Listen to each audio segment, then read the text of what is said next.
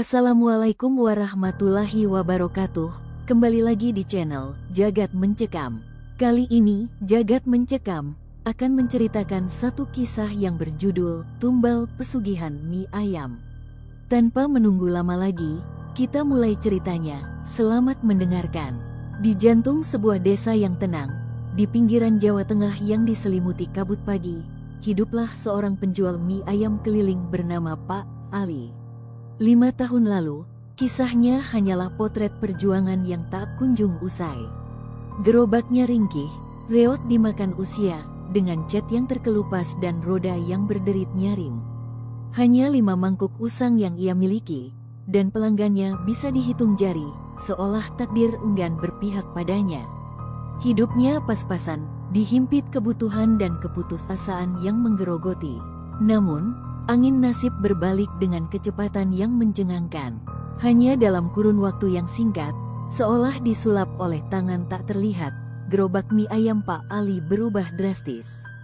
Dari sepi menjadi ramai, bahkan selalu dikerubungi pembeli sejak matahari terbit hingga larut malam. Warung kecil di samping rumahnya yang tadinya hanya menjadi pajangan sepi, kini menjelma menjadi pusat antrean panjang yang tak putus-putus. Bahkan desas-desus tentang kelezatan mie ayamnya menyebar hingga ke kota-kota besar, menarik para pemburu kuliner dari berbagai penjuru. Mie ayam Pak Ali bukan lagi sekadar makanan, melainkan sebuah fenomena. Namun, di balik kepulan asap kaldu yang selalu harum semerbak, di balik deru kesibukan dan tawa pelanggan yang riang, tersembunyi sebuah perjanjian mengerikan. Sebuah rahasia kelam yang Pak Ali simpan rapat-rapat, sebuah ikatan tak kasat mata yang menjeratnya dalam jaringan ketakutan dan penyesalan. Kesuksesan ini, ia tahu, datang dengan harga yang sangat mahal. Harga yang suatu hari nanti harus ia bayar dengan sesuatu yang jauh lebih berharga daripada harta benda. 5 tahun lalu, tepat di malam satu suro yang dingin dan mencekam, Pak Ali melangkahkan kakinya menuju hutan Petak 7. Hutan itu bukan hutan biasa. Ia adalah legenda di desa tersebut, terkenal angker dan diselimuti aura mistis. Konon, tempat itu menjadi gerbang antara dua dunia, tempat di mana manusia dapat bertransaksi dengan penunggu gaibnya. Syaratnya sederhana namun mengerikan, membawa sesajen lengkap dan mengucapkan mantra tertentu yang diturunkan secara turun-temurun, bisikan dari mulut ke mulut, dari generasi ke generasi. Pak Ali kala itu sudah berada di ambang batas keputusasaan. Usahanya telah lama bangkrut, meninggalkan tumpukan hutang yang tak terbayarkan.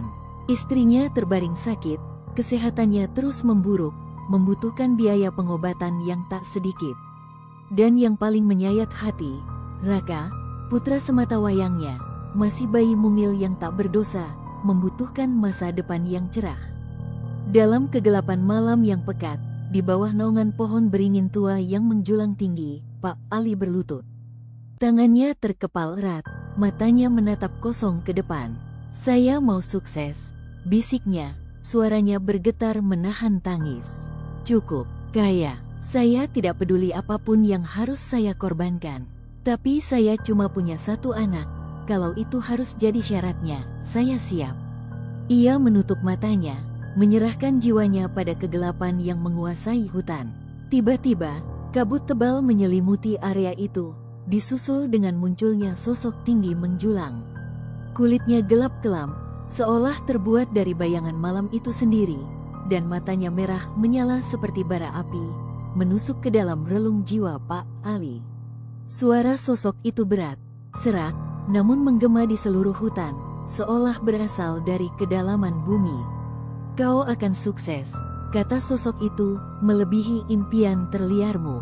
Tapi 5 tahun dari sekarang, tumbal darah dagingmu harus diserahkan. Tak bisa ditunda, tak bisa diganti." Pak Ali menelan ludah, ketakutan mencengkeramnya. Namun, bayangan wajah Raka yang sakit dan penderitaan istrinya mendorongnya untuk mengangguk. Ia menyanggupi. Sebuah janji telah terucap, terukir dalam kegelapan, mengikatnya pada takdir yang mengerikan. Tahun demi tahun berlalu, dan janji itu seolah terkubur di bawah tumpukan kesuksesan yang terus menumpuk. Kehidupan Pak Ali berubah total.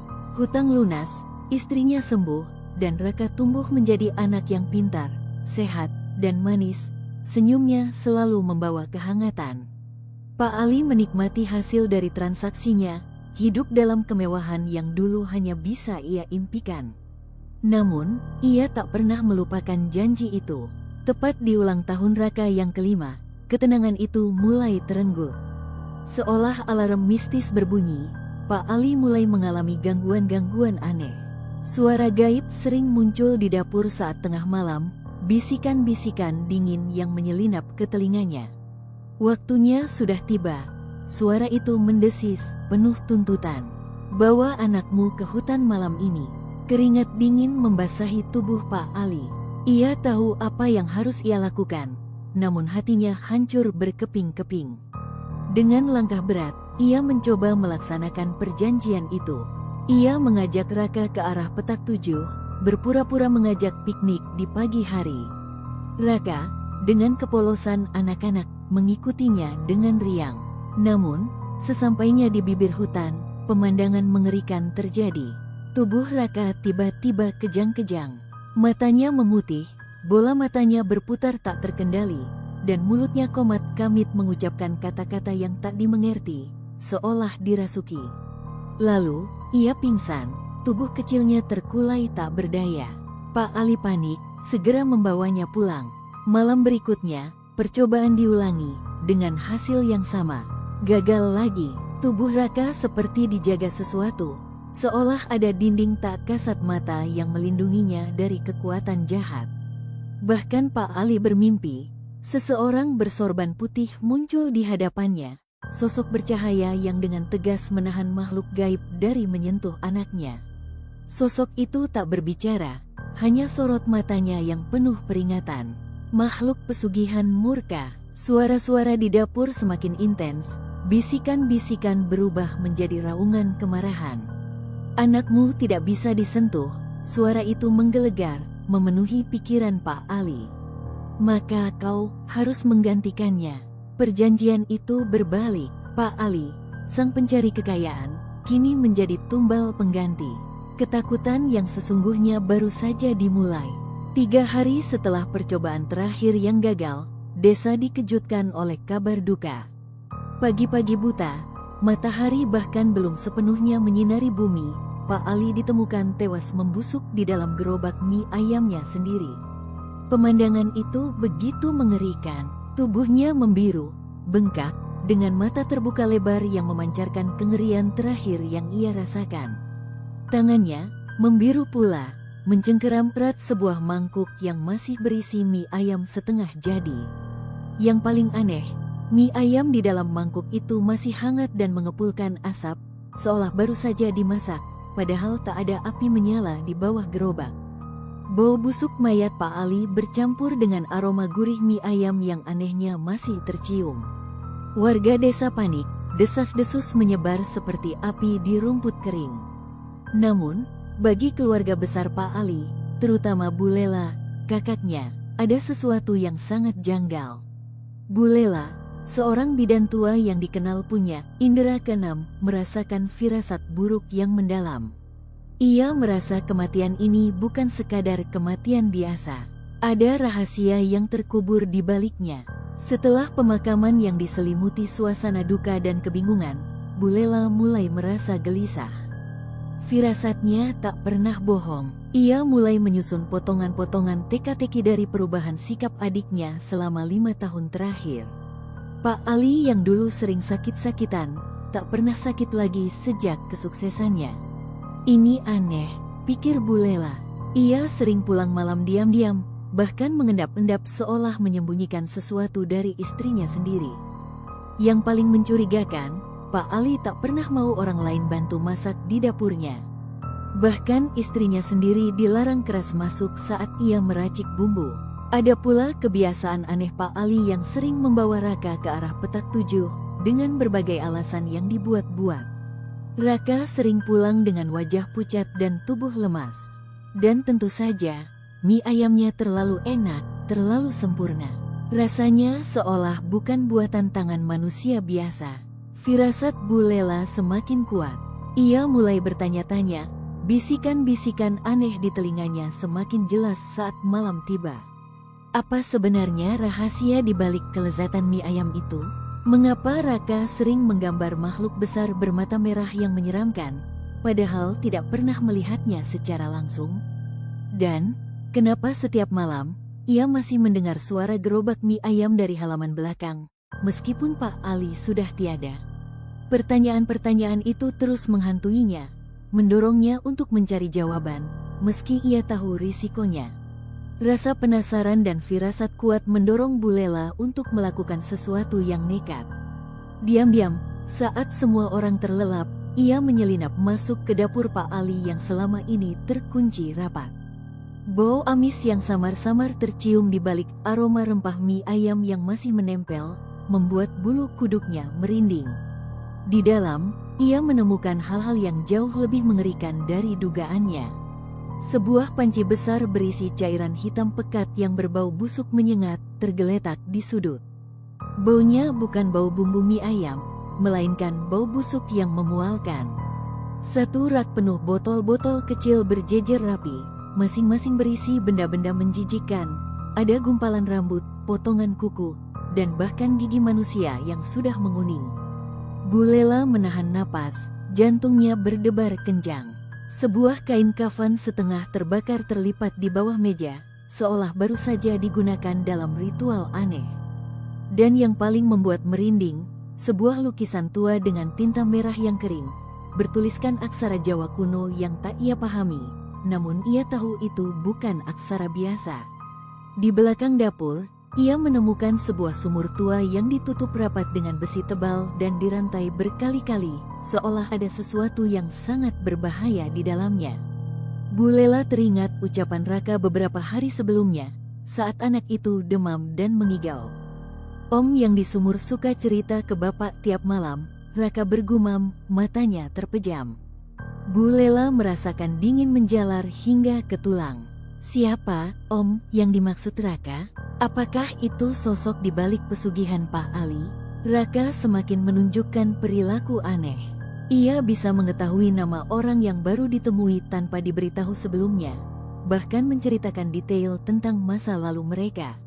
Kadang ia berbicara sendiri dengan bahasa yang Bu Lela tak pernah dengar, bahasa yang terdengar sangat kuno dan asing, namun Raka mengucapkannya dengan lancar. Dan setiap malam Jumat, ia akan duduk di pojok kamar, menggambar sosok yang sama berulang kali, makhluk tinggi bermata merah, dikelilingi api, persis seperti yang ada dalam mimpi Pak Ali. Gambar-gambar itu semakin detail, seolah Raka melihat makhluk itu dengan mata telanjang. Khawatir dengan kondisi keponakannya, Bu Lela memutuskan untuk membawa Raka ke seorang kiai sepuh di desa sebelah yang terkenal sakti dan bijaksana. Sang kiai menatap Raka lekat-lekat, matanya menyiratkan kesedihan dan pemahaman. Anak ini bukan anak biasa, kata sang kiai, suaranya pelan namun penuh wibawa. Ia terikat dua dunia, tapi bukan dia yang membawa kesialan. Justru dia pelindung. Bu Lela bingung, jika Raka bukan pembawa sial, jika ia justru pelindung, lalu siapa yang selama ini berurusan dengan setan? Apakah ini berarti Pak Ali adalah satu-satunya yang bertanggung jawab? Dan mengapa Raka begitu istimewa hingga makhluk pesugihan itu tidak bisa menyentuhnya? Ada lebih banyak misteri yang belum terpecahkan. Raka semakin parah demamnya. Dalam tidurnya yang gelisah, ia bicara sendiri, mengigaukan potongan-potongan kalimat yang membuat Bu Lela merinding. Bapak pernah janji, tapi Om bilang aku gak boleh. Akhirnya Om marah, Bapak hilang. Malam itu, setelah Raka tertidur pulas, Bu Lela bermimpi. Ia berada di tengah ladang jagung yang luas, diselimuti kabut. Di sana, ia melihat Pak Ali. Wajah adiknya pucat pasi, penuh luka lebam, matanya menatapnya dengan putus asa. Aku salah, Mbak, suara Pak Ali parau, penuh penyesalan. Aku kira bisa atur segalanya. Aku kira bisa mengakali takdir. Tapi anakku tak bisa disentuh. Dia dilindungi dari awal. Dia bukan dari dunia ini sepenuhnya. Akulah tumbalnya, Mbak. Tapi, belum selesai. Kata-kata terakhir itu menggema, lalu sosok Pak Ali menghilang di tengah kabut. Bu Lela terbangun dengan napas terengah-engah, keringat dingin membasahi tubuhnya. Ia melihat pintu rumah terbuka sedikit, seolah ada yang membukanya dari luar. Angin malam yang dingin menyapu masuk, membawa bau kaldu mie ayam yang khas, dan suara derit gerobak mie ayam yang samar-samar terdengar dari halaman. Suara itu tak pernah berhenti sejak kematian Pak Ali, namun kali ini terdengar lebih jelas, lebih dekat. Keluarga besar, yang kini merasakan aura mistis yang begitu kuat di rumah Pak Ali, akhirnya memutuskan untuk mengadakan ruwatan besar-besaran. Ritual pembersihan itu dipimpin oleh seorang kiai yang lebih tinggi ilmunya, mengusir energi negatif yang bersemayam di sana. Perlahan tapi pasti, keanehan mulai mereda. Suara gerobak mie ayam tak lagi terdengar setiap malam, dan Raka tampak sedikit lebih tenang. Namun, pertanyaan-pertanyaan besar masih tersisa, menggantung di udara seperti kabut. Siapa Raka sebenarnya? Jika ia bukan anak biasa, dari mana ia berasal? Mengapa makhluk pesugihan itu tidak bisa menyentuhnya? Kekuatan apa yang melindunginya? Dan, siapa Om yang sering diajak bicara oleh Raka, yang mencegah perjanjian Pak Ali terwujud? Apakah ia sosok penunggu hutan petak 7 yang baik, atau entitas lain yang jauh lebih tua? Setiap malam Jumat Kliwon, di desa yang kini diselimuti ketenangan semu, warga kadang masih mendengar suara sayup-sayup. Mie ayam, panas, gurih. Bisikan itu terdengar seperti suara Pak Ali, namun dengan nada yang jauh lebih menyeramkan. Dan jika ada yang terlalu penasaran mencoba masuk dapur Pak Ali saat malam hari, mereka mengaku mencium bau amis yang kuat bercampur aroma mie ayam yang memikat, dan mendengar bisikan yang menusuk jiwa. Tumbal belum selesai. Satu hari, di tengah upaya Bu Lela untuk memahami keistimewaan Raka, ia menerima sepucuk surat resmi dari panti asuhan tempat Raka dulu diadopsi. Dengan harapan menemukan jejak keluarga kandung Raka, Bu Lela membuka surat itu dengan tangan gemetar. Namun, isinya jauh dari yang ia harapkan, justru semakin memperdalam misteri. Surat itu menyatakan bahwa tidak ada catatan anak bernama Raka pernah terdaftar di sana. Panti itu sudah terbakar habis beberapa tahun sebelum Raka dibawa pulang oleh Pak Ali, tepatnya 5 tahun yang lalu, beberapa bulan sebelum malam 1 Suro Pak Ali mendatangi hutan petak 7. Raka tidak pernah ada di panti asuhan itu. Lalu, dari mana Pak Ali mendapatkan Raka? Siapa yang menyerahkan Raka kepadanya? Atau lebih tepatnya, siapa yang menempatkan Raka dalam hidup Pak Ali? Siapakah sosok Raka sebenarnya? Ternyata Raka bukan manusia biasa. Ia adalah anak dari penjaga alam gaib atau mungkin seorang kiai gaib yang memiliki ikatan kuat dengan dimensi lain. Ia dititipkan ke dunia manusia, sebuah takdir yang tak disadari oleh Pak Ali yang mengadopsinya dari panti asuhan misterius yang mungkin sebenarnya adalah ilusi, sebuah gerbang sementara untuk menempatkan Raka di dunia manusia.